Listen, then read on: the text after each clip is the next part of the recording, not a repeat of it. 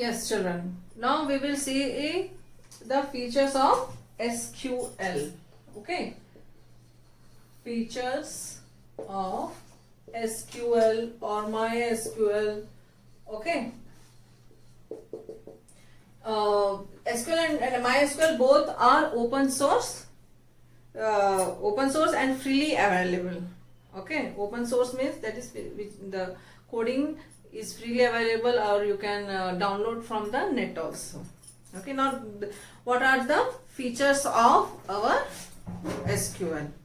Right, the first feature is it can retrieve data from a database through query processing. It can retrieve. Retrieve means it can retrieve data through query processing.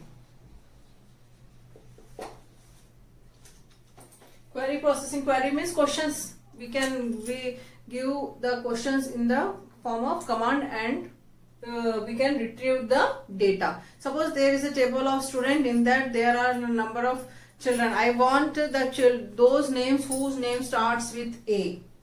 I want those children whose marks are more than 50 and less than 70.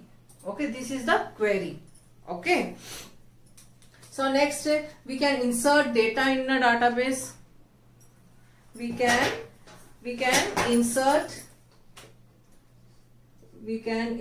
data in a database. We can update the data. We can delete the data.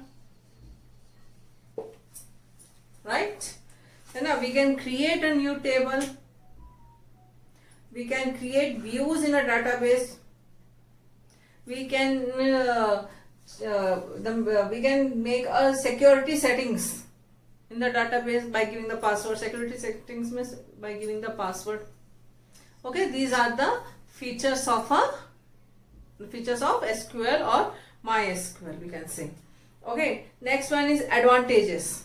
What are the advantages of SQL? Advantage is that it is easy to use. Okay, it can be it is very easy to learn, right, and does not require any high professional training to work on it. Okay, now second one is no coding is required. Only simple statements we will give, and the desired result, what we want, it will come out. Okay, SQL is very easy. That's why I have started first teaching you the SQL only. Okay, next one is it is portable. Okay, it is a portable and compatible means we can add. We can join the SQL table with other database like FoxPro, MS Access, okay, MySQL Server, Oracle, etc. Right? Another is it is not a case sensitive language. Not a case sensitive means if suppose there is a command, we will learn in Python, we will find what is the difference with that. SQL is not a case sensitive language. Case sensitive means if the command is in capital, you have to write in the capital.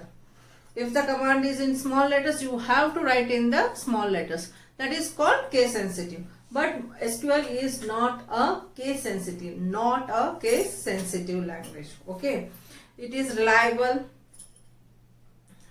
SQL provides a high level of well-defined set of commands that provides a desirable results.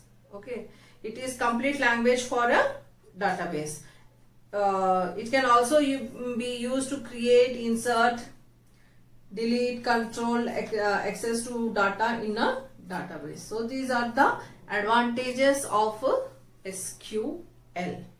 Okay, now next we will learn about the classification of SQL.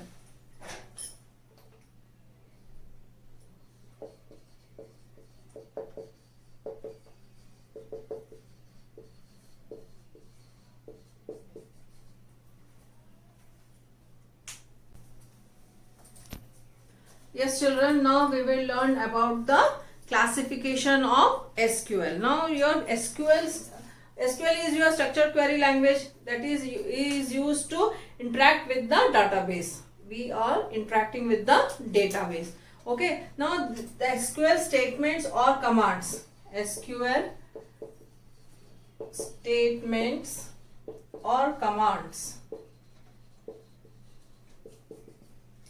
SQL statements or commands are classified into different sections.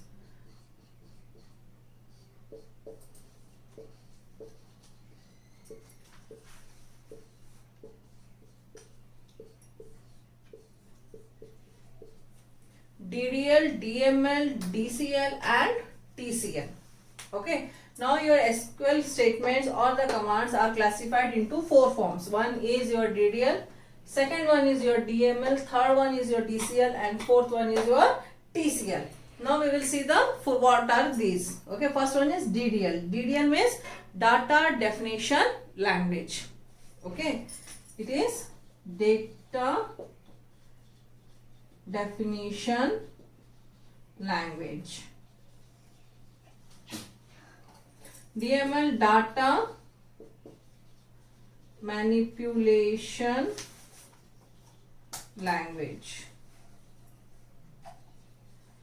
Okay, now DCL is your data control language.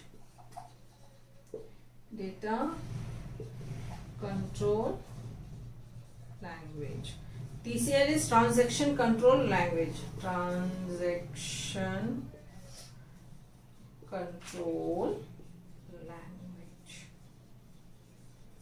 Okay, these are the 4 different forms. One is DDL, data definition language.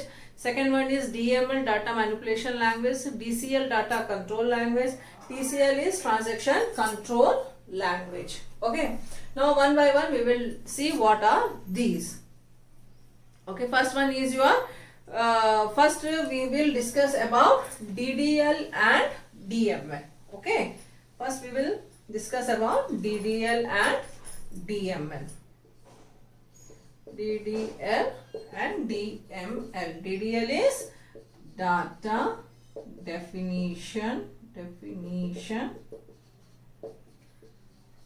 language. This is your data manipulation language. Okay, so what is DDL? DDL, data definition, means this is your table. Okay, this is your table. Until and unless you will not write the column names, how you will store the data?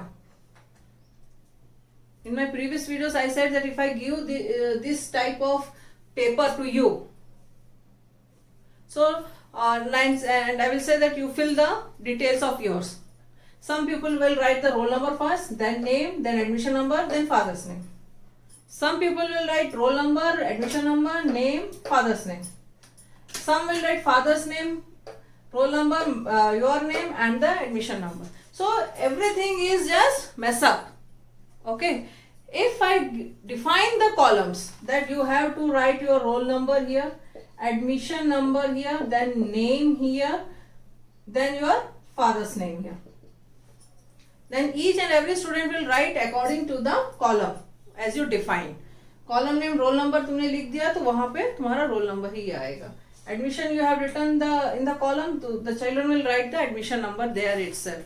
While inserting the forms, online forms or the school forms, you always write where the things are required. Suppose if it has told to write the name, you have to write your own name. You will not write another child name.